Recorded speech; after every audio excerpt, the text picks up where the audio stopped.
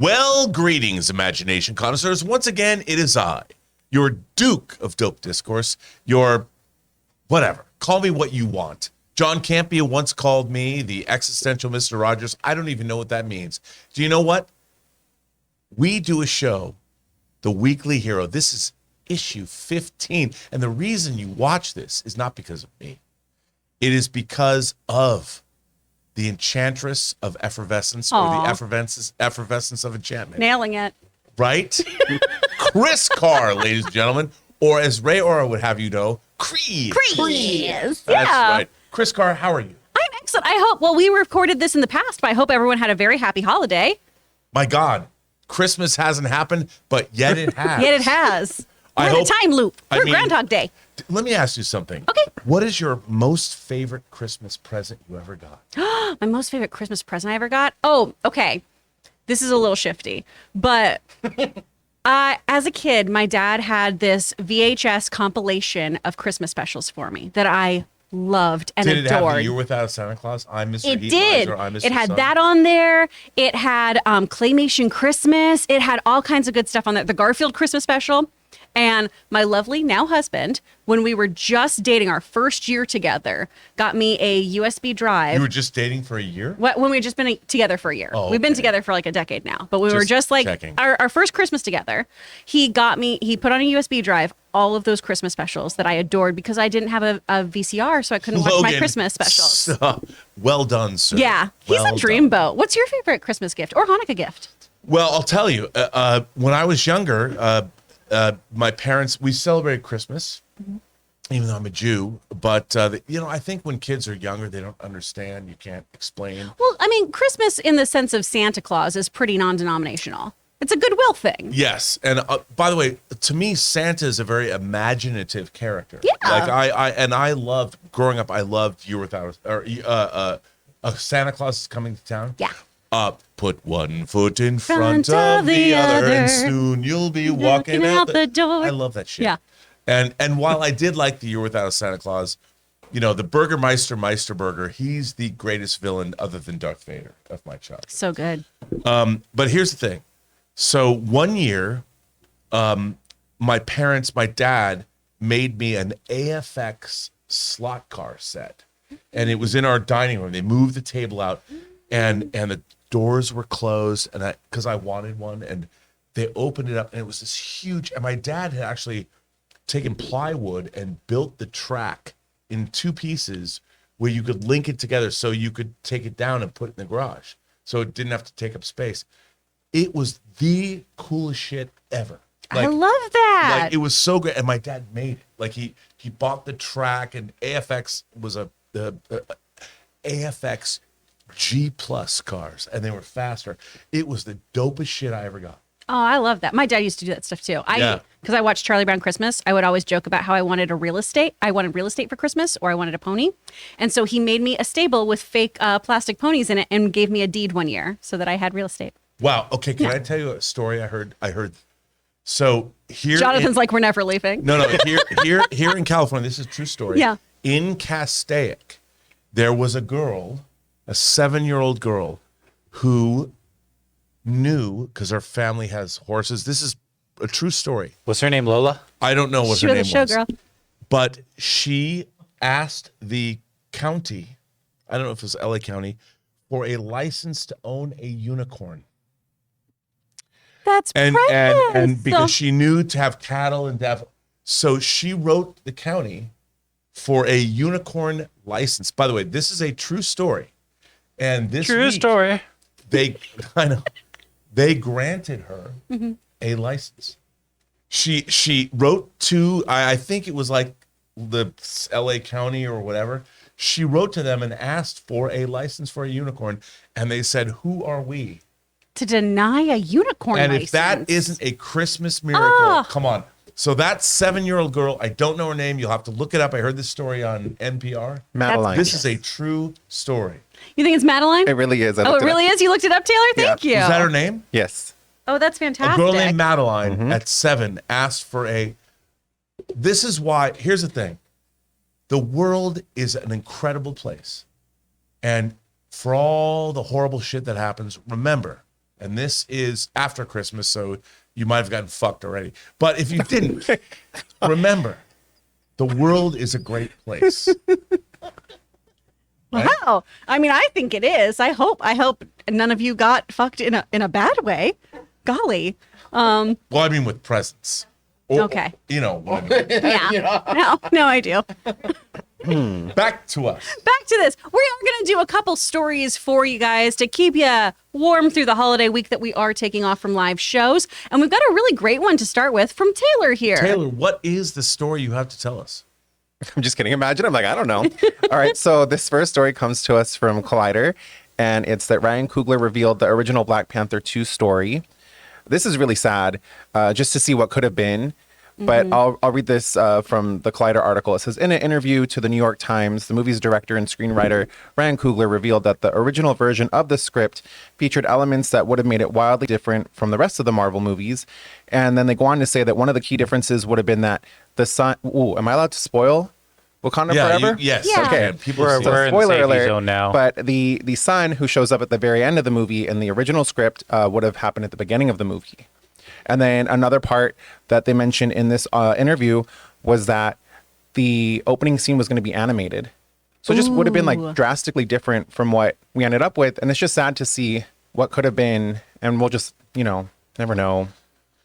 I really loved Wakanda Forever. I thought it was a very ambitious film. I thought it swung for the fences, and I appreciate Ryan Coogler's position. But you know what? As a film that honors the legacy of what Chad Boseman created, and as a film as part of the MCU, Tenoch Huerta, who played Namor, he was great. Namor. And I mean, Angela Bassett. Can we just talk about Angela Bassett? But not just that. I mean, Lupita Nyong'o and Letitia Wright. I mean, they really did a great job. They did. And they had an impossible task, really, because it is lovely to look back at something like that and go, wow, what could have been would have been really beautiful. I would have loved to see that father-son dynamic, especially in different mediums, obviously, because I love animation so much. But it is one of those things of there's so many coulda, woulda, shouldas, and they just really had to roll with the punches on this film. And I think Ryan Coogler did a very, very admirable job. Sure, it was overstuffed in moments, right, where there was just so much they tried to pack in here. Yeah. But really, really well done. It is just interesting to see how there was that plan initially. Well, what I found fascinating about Wakanda Forever is, what they wanted to do was off the table. So they had to figure out, and there's been a lot of talk about diversity or whatever, but you know what? The power of the feminine. Mm-hmm. I love that about this movie. I mean, Angela Bassett as a mother, as someone who is grieving, like, I'm a big fan, and I thought that was really, really well done. And I while the film wasn't entirely successful for me, Yeah. I loved it. It's beautiful. I really did. I loved it. I loved watching it. I've seen it twice in the theater, and both times I was really, really, I really enjoyed watching it. Yeah. It was wildly moving. Yeah, it really was. To me, another part that stood out from this article was that the original timeline of Black Panther 2 would have been at least 8 years. There were going to be several time jumps in there, and it would have explained how the sun disappeared during the snap. Another part that really, when I was reading it, stood out to me was from Ryan Coogler, who said, "We had some crazy scenes in there for Chad, man. Our code name for this movie was Summer Break, and the movie was about a summer that the kids spend with their dad. And then for his 8th birthday, they do a ritual where they cut into the bush and have to live off the land. But something happens, and T'Challa has to go save the world with his son." That was the movie. Oh, that would Wow. have been fun. Yeah, that would have been great. That Where'd would they have cut been to? really, really great. No, Rob. Easy. Come on. It's the holidays. This is a family show. Is it? I don't know. Well, speaking of young people, though, who have to save the world, we might have a new Avatar show. Well, I mean, it might not be like, you don't have to do motion capture underwater for it. Well, no, because it's not that kind of Avatar. No. This is going to be a new animated series. Well, here's the thing. I mean, look, we've had, I think, Avatar: The Last Airbender and The Legend of Korra. Mm-hmm. These are, I mean, in terms of animation, it's as good as it gets. Oh, yeah. It's as good as it I gets. love this and stuff. and the extended mythology. Why stop there? I mean, let me ask you. You're the animation expert. Yeah. These are the highest of the highest brow shows. Mm-hmm. How do you feel? I mean, can they? Is it the Return of the Jedi of the last Airbender franchise? I mean, or is it the Godfather 3? Or Well, is it the Mad Max Beyond Thunderdome? I don't know if I would say Korra is the Empire Strikes Back, though, is the thing. Because I Okay, really well, liked Korra. I that's think I good. liked Korra than more. Okay. More Right, than other people. right. But Avatar The Last Airbender was so great. Their Empire Strikes Back, though, happened to happen in the comics. Because then we got continuations of the story of, what had happened with Zuko's mom and all of them growing up and Toph teaching people metal bending and stuff with Azula. There was a whole bunch of really cool stuff in the extended universe that happened in comics. And I love that. Really, really cool stuff happened there. Korra had a bunch of really, really great moments. They just got stifled by the network because they got the show cut, basically. So they Right. had to make snap Right. decisions. I think there's a lot of potential here. Now, there is a really big extended universe in Avatar. We have so much history on the previous avatars before. Roku, we've got Kyoshi, who actually has novels. We just had some Yang Chen novels come out, who was another airbending avatar. So there's a lot of stuff in the past. What interests Right. me here is moving into the future, specifically our present day. Will that work, Chris? I think it could. I know we talked about this on the main show. Because they have to extrapolate if that universe is extrapolated to now, how is it going to change? Well, and that's what I think the cool thing is here, right? What changes from our technological advances then? If we build houses still through earthbending, do we learn a whole lot about architecture? If we power things still through people doing lightning bending, do we learn a lot about, electricity and the very mechanics good of that? point. So that's where I think some of this cool stuff is how do you take our tech, like our AI tech, our smart cars, our phones, things like that, and how do you relate it to this kind of universe? That's where things could get cool. Or do you think they'd get convoluted? Look, I think the people that sold this show and got it greenlit, they know. Yeah. And now I think that's going to be whatever it is, it's going to be unique and interesting. And I will tune in. I will too. I mean, and as of right now, this is all just kind of speculation because Right. Avatar News has said that this is a show that should be moving forward, but I hope it is. Well, I mean, I think there's another live action Avatar series coming. So this is a franchise that needs an extension. I'm for it. Let's bring it on. Yeah, I'm gung-ho about it. Are y'all Avatar fans? As in Last Airbender or not so much? I just got back in the room. Yeah, my favorite character was the Cabbage Man. I love the Cabbage He was Man. In the lit. live action, the guy who did his voice is playing the actual character. You're talking about the The one that's going to Netflix. So the guy who did Oh. the My Cabbage's VO is the actual actor who's going to be there for the live action All right. interpretation, which I'm Game very day. excited about. Game day. Game In day. the world. It's gonna be where great. One game day. Anyway, I don't know. So what's next, Chris? What is our next? Well, our next thing, we've had a lot of, tumultuousness with the DCU, right? Wow. I mean, There's a shakeup. I feel like James Gunn is the leader of chaos. It really is. He has sown chaos all week long. Yeah. It's been a wild ride and things are getting interesting because now James Gunn is saying that there's going to be synergy between the films and the comic books themselves and he's working with none other than Jim Lee.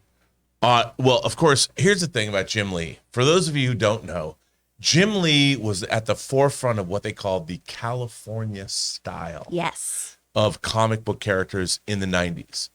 And I mean, when Image Comics was founded, Jim Lee was one of the first people. He created Wildcats, which is very X-Men-esque, but Jim Lee, I mean, he really found his jam with X-Men. Jim Lee's X-Men was amazing. And of course, when Chris Claremont restarted X-Men 1, it was Jim Lee who drew it. It sold like 8 million copies, literally.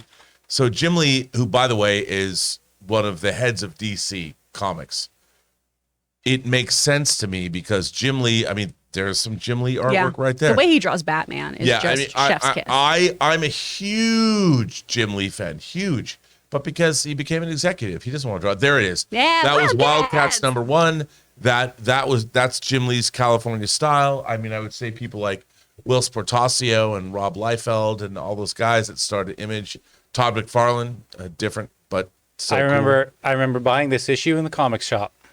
Yeah, Oh, man. I mean, nice. Wildcats is great, and so Jim Lee is going to be there. And you know what? James Gunn's a huge comic fan, so the fact that they're going to engineer synergy between the movies is pretty great. Well, what do you think that'll look like too? Because we've already heard about how now it's not the DCEU, right? It's the DCU. It's all these things connected. Movies, video games, now comic books. What's that going to look like for us as an audience? Well, I mean, okay. If you think about an ongoing mythology that you're telling, here's the thing. I've banged on about the cosmology with the MCU. Like once Thanos snapped his finger, what does the Vatican have to say about that? Like what if the Pope? Well, they put their foot down. What if the Pope was snapped away, and he comes back 5 years later? Does that create more awareness in him about the cosmic nature of the universe? I mean, the fact that one of God's children has the power to snap away half of humanity.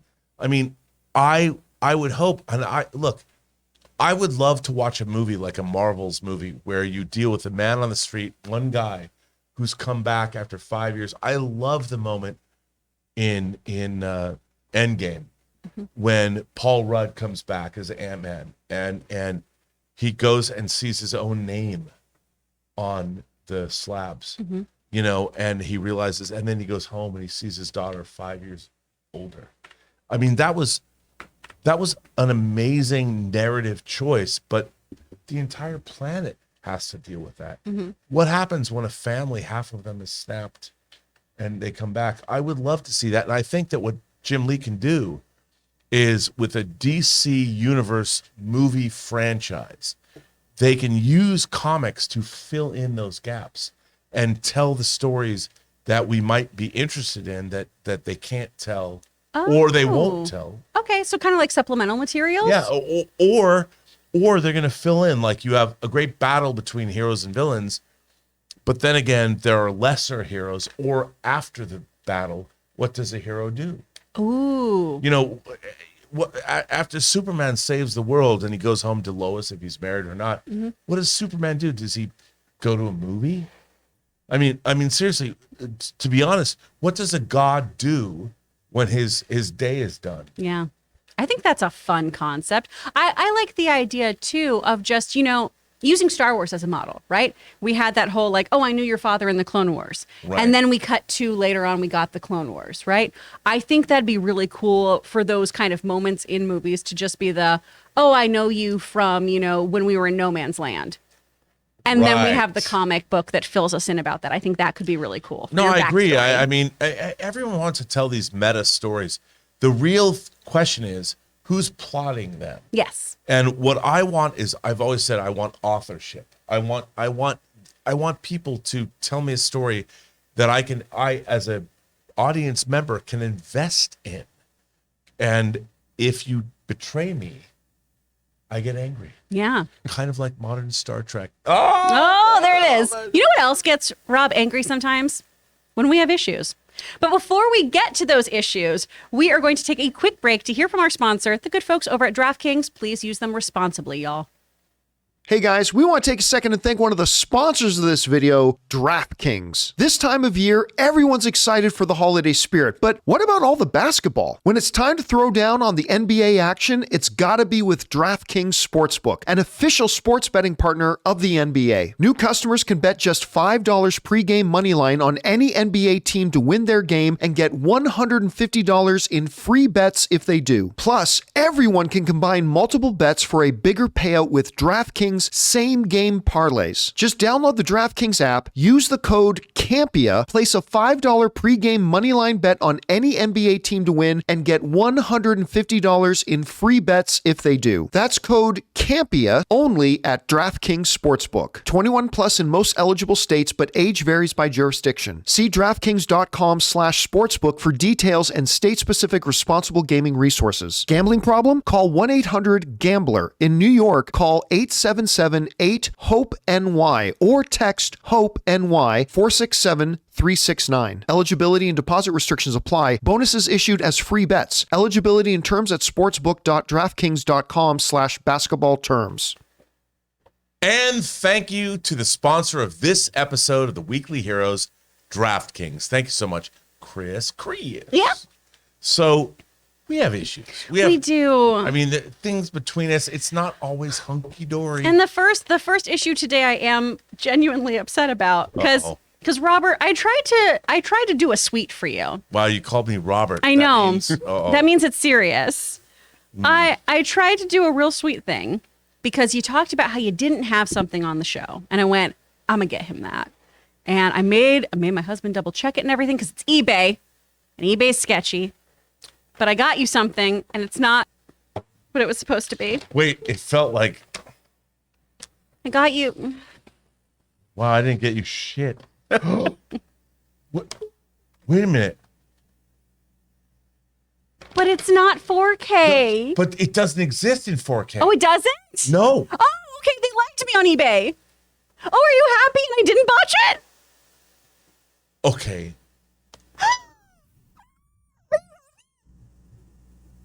Okay.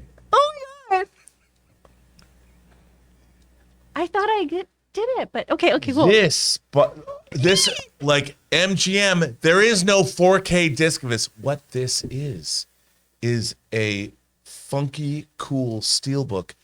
There's a series of these, and I wanted this. Okay, I saw this movie when I was 9 years old at the John Dan Cinema in Bellevue, Washington. What movie is it for our audio listeners? This is Logan's Run, directed by Michael Anderson, based on the book by George Clayton Johnson and William F. Nolan. This is the funky. Yay! Oh my God, are you happy? Oh, no, I'm so happy. This. Oh, I thought I ruined it. I thought it was supposed to be in 4K. No. Because the eBay person was like, yeah, it's a 4K DVD. And I was like, sure it is. Because I trust everyone. This movie is not out on 4K yet. And I don't have, this is a special, I love this movie. I've owned this movie on VHS, on Laserdisc, on DVD, and I do have the Blu-ray, but I don't have the Blu-ray steelbook. Yes! This is the dopest shit ever. I'm so And let me excited. tell you, this is not a mistake. Yay! Okay, I thought I gave you a bad present, my but God, I'm so this- glad that the other one doesn't exist. I mean, I wish it did for you because that'd be better. There isn't one. If But there was, but this, you know what's Yes. really funny? I mean, What? look at this. Okay, so what they've done is they took classic science fiction films and gave them those like travel log covers. This is awesome. Welcome to the 23rd century. What it should say is, on the poster, it says, there's just one catch. When I was 30, we all gave our friends, it was a long time ago, we all gave our friends Logan's Run. This, I'm so glad. Okay, I thought I ruined your present. no. Okay. Oh man, I slayed then between this and the friggin' gelt for your dogs. I'm crushing it. Rob's having a day between this and his hot toy segment. That's Man, true. And oh you got, my yeah, God. the hot toy segment y'all are I gonna got you love. shit. Well, You gave me money. I love money. yeah, I gave, okay, there you Money's go. great. It's true. I really like it a lot. It's true. It's Plus, you got me a really nice birthday present, so I wanted to make sure that you got physical media since you got me physical media. This is the best. Oh, that's right. Yeah, you got me Bill. Yeah, Chris, this is amazing. And if you haven't seen Logan's Run, you should watch it because it's amazing and it'll tell you why it's important to live past 30. Oh, yay. Oh, good. Okay, well then, I'm so excited for I'm this. so Oh my God. glad. Yay. Oh my God. Real quick for our other issue here, y'all, is that Entertainment Weekly released their top 2022 comics of the year. And so we have this wonderful list of some really fun, innovative Is comics. it wonderful though? I it- think it's a really fun, varied list. We've got some really cool stuff on here. Ducks is a very, very kind of like out of left field pick on here, where it's about just like Well, I do want to Oil say, rigs? what they've done is like even on Kickstarter. Mm-hmm. I mean, Isom, Young Rippa, he did a Kickstarter and made $4 million for his 96-page graphic novel. Dang. I think what 2022 has done has shown that comic creators can go directly to their audience. Oh, absolutely. We saw this with Webtoon to an extent Absolutely. too, right? Fantastic. All the Persephone stuff. We've got a really cool varied list here though too that's got like some Marvel heavy hitters, right? Like Judgment Day, which was way better than it should have been for like a summer event. Where's that hardcover graphic novel? Thank you. Come on, Marvel. We've got also The Nice House on the Lake, which is a horror comic, and I immediately thought of you, Taylor, because this is just some spooky stuff that I think is really, really fun. It really, really varies across the board, and I think Entertainment Weekly did a great job kind of giving us a bunch of different things. But for me, there were two glaring runs that were not here. Uh-oh. For me, and it's because I love her so much, but one is Gail Simone's Variants run, which has been fabulous. Okay. But Gail Simone, controversial figure. I know. We follow each other on Twitter. I'm a fan of hers, I but, love her. But my other one, and I think you'll at least agree with me on this one, Batman Neo Year. Oh, okay. Batman Beyond. Yeah, Batman Beyond Neo Okay, Year. can we just talk about that? That comic fucking rules. It's we so talked about this good. earlier. We have issues, but not really because we both love it. Yeah. That comic is like if any comic existed that should just be translated to film, that's the That's the comic. one. And I'm like, James Gunn, but you know what? He knows. Read it. They already know. Yeah. Know. James. Here's what I love about Peter Safran and James Gunn being at DC. They already know. Yeah. We don't have to tell them. Like, you guys should like Kingdom Come. You should leave. You should do a Kingdom Come film and eventually a Batman Beyond at some point. Oh my They're aware. God. They're aware. They already know. They're They know. aware. And that Batman Beyond Neo Year there it is. That's your movie. Adapt that. And Denis Villeneuve, Batman Dune 2 is done. That's Batman a good Beyond, pick. Denis Villeneuve, Batman Neo Year. Come on, buddy. I love Come that. on, dude. Warner Brothers is your home studio. Come, Denis. Yeah. Do Batman Beyond You Neo should. Year. Are there any other issues for you that you would want this year on that top 22 list, or is that kind of the one that's like that's what should be there? No, I think that was my favorite thing I read this year. Okay, and rad. to be honest, I don't get flippers anymore. I collect things. I didn't know if you'd put your Fantastic Four on there. Okay. Since you bring it up, the Alex Ross Fantastic Four graphic novel was pretty dope. It is. It's pretty dope. Beautiful. And I did love that. I did love it. But it was still kind of a throwback. Okay. The story, it was good. I really liked it. But that's fair. It's an homage. Yes, an homage. And it didn't, whereas Batman Beyond Neo Year was new. It pushed the boundaries. It leaned into today. Ooh. Whereas I loved Alex Ross's Fantastic Four, but it was what you said, a pastiche. It was a throwback. It wasn't new. That's fair. But it was beautiful. It was beautiful. And I love that Alex Ross adapted his style to be classic Marvel at the same time, the painterly quality that everyone loves. Oh yeah. With Alex Ross, he did both, and that was amazing. He had some beautiful things with his own style while paying tribute to everyone there. Fantastic. So well done. Guys, though, I would love to hear from you. What are the best comics of 2022? If they're not on this EW list, hit me up with yours. I want to read some new stuff. I want to see new things. And as always, please, please, please try your best to get these comics from a local store, from a brick and mortar. We got to keep these stores alive, okay? Now, talking about throwbacks too, plastic pastiches and things, we got a cool hot toy. Okay, here's the thing. When you collect 1/6 scale figures, they're a foot tall, 1/6 human being scale. You can't get vehicles. You can't get like stuff because it's too expensive to make, and who's going to buy it? However, there is a father-son team in the Netherlands, and they have a company called Jazz Inc., Jazzinc dioramas. Find them, Jazz Inc. dioramas, and they make Batman and Star Wars vehicles, environments, amazing. Back in 2018, I ordered something I thought I would never ever see. And last week, actually this week, let's see, what did I get from Jazz Inc. Dioramas 2 days ago that I opened right here in this studio today?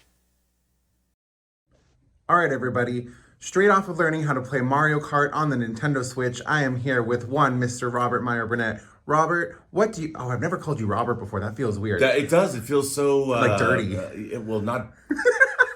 just feels academic. Okay. Academic. Rob, what hot toy do you have for us today? Okay.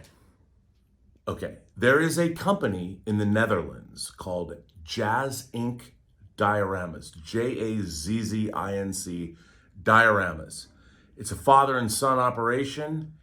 They started making, dioramas. And then they started making vehicles for 6th scale action figures.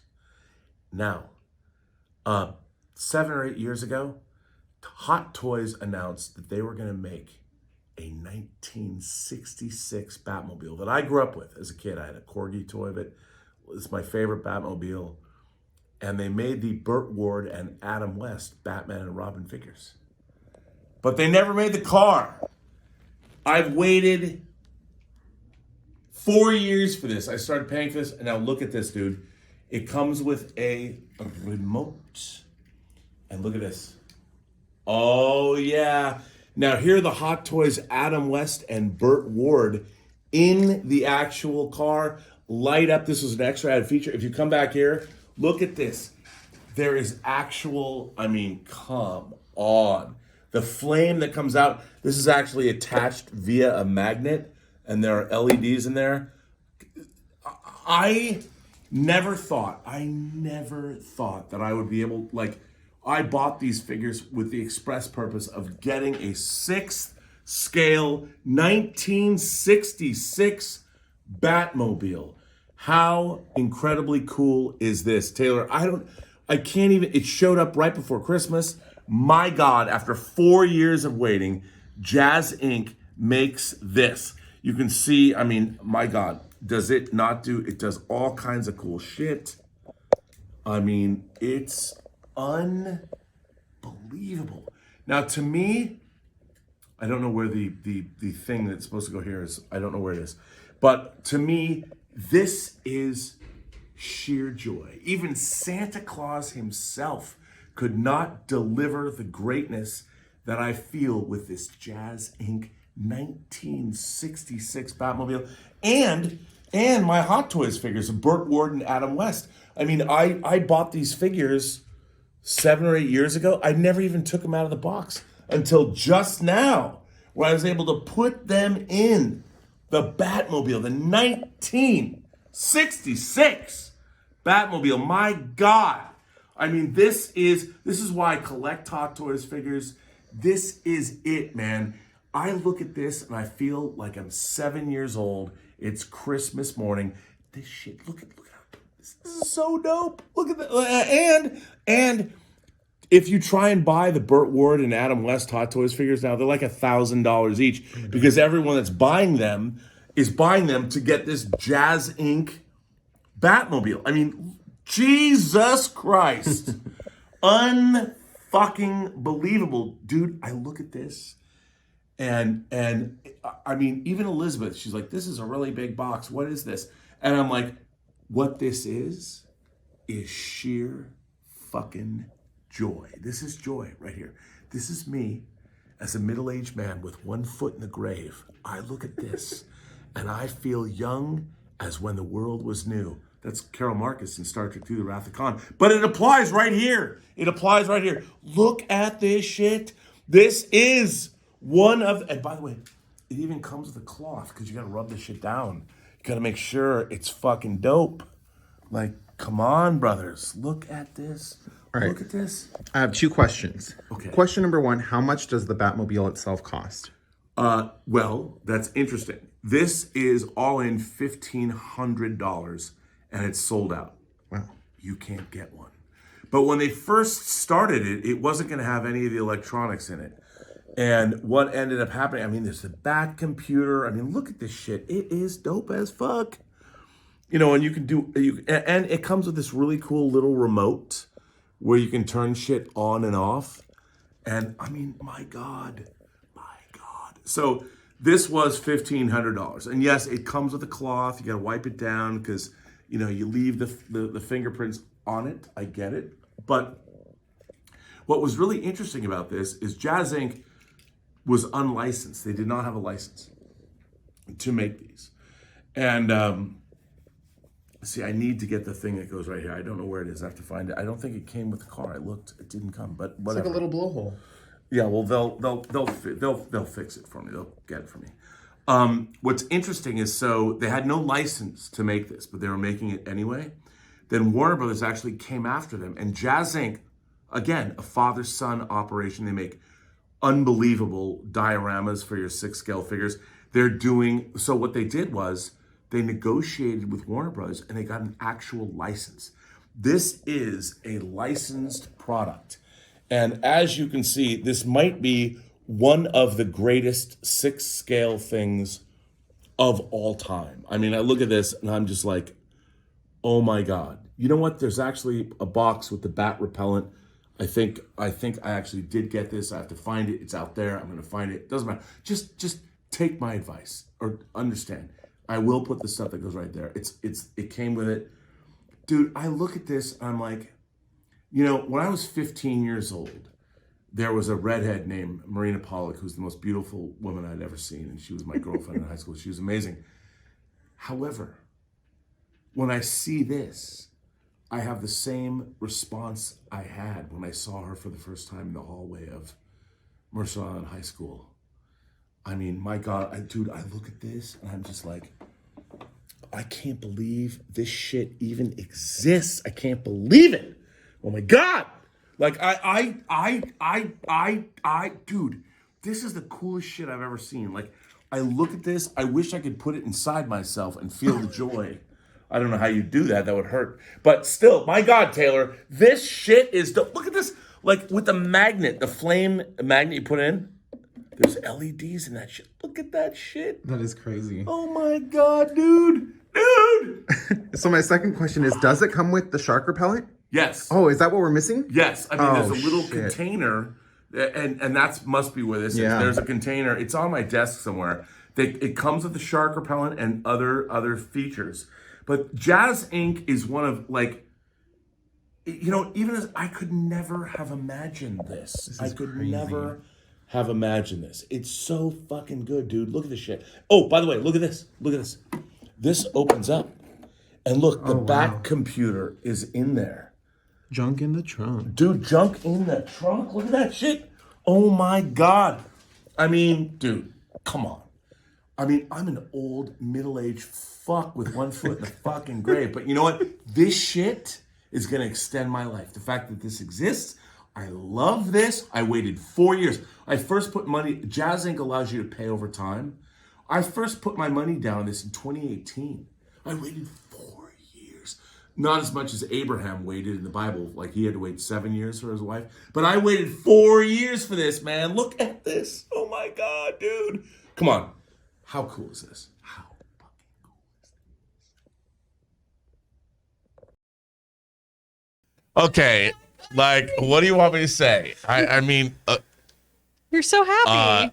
I was very happy. I mean, you know what? I will say I've never seen you happier than when you were unboxing that this morning. It was like seeing a kid on Christmas morning. It truly was. I mean, I can't tell you how cool. Look, you know, my whole life, action figures, I lived vicariously through the adventures I had with my action figures. I'd make up stories, and now we live in a world where 6-scale figures are the best they've ever been. And I got 6-scale figures of Vincent Hanna and Neil McCauley from Heat, Al Pacino and Robert De Niro from Heat, and they're amazing. And to have a vehicle like that, I mean, my God. As the years go by, people are like, "What is that?" Which is sad, but yes, Chris, I loved it. I loved that shit. It was good. I know. I'm so excited for you. Thank you. Hey, Rob, where can the people find you when we're not on this show? Well, that's interesting. If you think about it, I also have my own YouTube channel, The Burnett Work. If you think about it. If you think about it. Also, you can find me on Instagram at RM Burnett. Find me on Twitter at Burnett RM. But here's the thing. You know what I don't have? I don't have a voiceover class, a world-class voiceover cast where you can learn to, even if you don't work in voiceover, if you take this class, you can make your elderly mother happy with the voices you do, or the children you're going to have one day. You can regale them with story time with the voices you'll learn. Aww. My God, Chris Carr, tell Hey. us where people can find your voiceover class, which is world class. Oh, thank you so much. You can find us at Speak Friends Studio. That's on Instagram, or that's our website URL as well. It's me and my husband. He does dialect coaching, can help you sound like you're a very fancy Englishman. And I help with all of the actual voiceover stuff on there too. If you Wait, want to... watch this. If you don't believe her, Chris, Am I doing another voice? Here's what I'd like you to do. Yes. I want you to do an old English insect who no longer likes always an living insect. where they live. It's always a disgruntled insect. Why am I always so angry about shit? What? I don't understand. Why are you making me so mean all the fucking time, Robert? It's fucking bullshit. What a rude fucking asshole. I don't know how old that insect is, but I don't know how to age up a bug. God damn, I love what she does. Thanks. I just love, I can just throw shit at her. I Wait, know. one more time. One more time? One more time. Oh, no. One more time. I want an 80s Merry Christmas. aerobic 16-year-old. Oh my gosh. Okay, well, I'm really excited to be here today in Jazzercise. It's going to be like totally amazing. And like, I don't know what your deal is, Heather, but like totally get off my dick. We're just going to go work out in our leg warmers and it's going to be fine. Okay? Hey man, I don't know why I'm Heather, but that was awesome. Yeah. Cool. Thanks. You can also just find me. I'm actor Chris Carr. I'm on Instagram. That's a fun place to find me. I post pictures of my dogs mostly, and this week it's all been cooking videos. So I hope you enjoy those. And if you don't, I don't really care. I post what I want. I want to say thank you to the audience that's made the Weekly Hero something people love. I mean, we didn't know if it would work. We're always hanging by a thread. If you like this show, please like, subscribe. Smash that like button. It's been great, and one of my favorite things about 2022 has been doing a show with you. Yeah. One of my favorite people in the world is this lady here. She's incredibly talented. She's very smart. She is the enchantress of effervescence. I don't say that lightly. And R&B is one of the greatest human beings who's ever existed. I love you, Bobster. Well, thank. Oh, she called me the yeah. That's great. But so thank you for watching. Then the next year we've got so much great Got stuff really coming. cool stuff planned. We have an amazing crew here too. We've got Ray Aura. Woo, woo. Ray, let's see him on Yeah. one more time, Ray. We got Jonathan Voico. Yay! Oh, we put some Taylor though. Well, Jonathan Boyko, Jonathan by the Boyko. way, I mean, he's got the Batman sequel coming out. It's gonna be great. It's 2022. gonna be wonderful.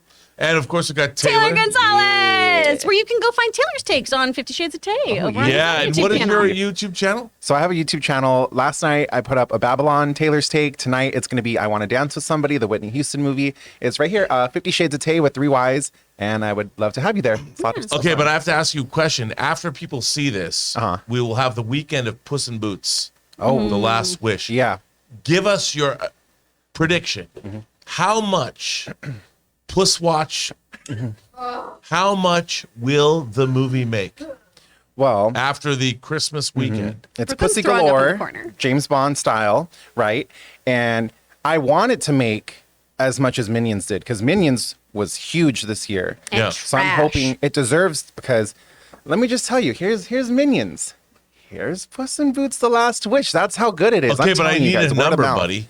Like what is the opening weekend? What's like the This is biggest going to go number? live on Monday. Yeah. On the 27th, or no, 26th. Boxing Avatar Day. just crossed over 600 mil. How's Puss in Boots going to do? 700 million. 700 million? Yeah. I hope. I really hope it deserves it. It deserves all the money. in the world. 700 million worldwide. tonight. Actually, it's going to be just tonight. 600. It's going to be 690 million. 690. Just for Taylor. Well, and as we got sent earlier, it's being better received than Yes, it Avatar, is. The Way of Water. So there's that. Well, y'all, we hope you have had a very, very happy holiday season. You have a very safe New Year's. Please be responsible. Thank you once again for watching this show that Rob and I just kind of do whatever the hell we want. Smash that like button. Smash that like button. Smash it, baby. Smash it. Yes, Rayora even says smash it. Yeah. Baby. We'd appreciate that, baby. And thank you for being here and letting us do, 15 issues of this, because Lord knows we didn't think we'd get that many. And we're so excited to see you in 2023. Her name was Lola. She was a showgirl.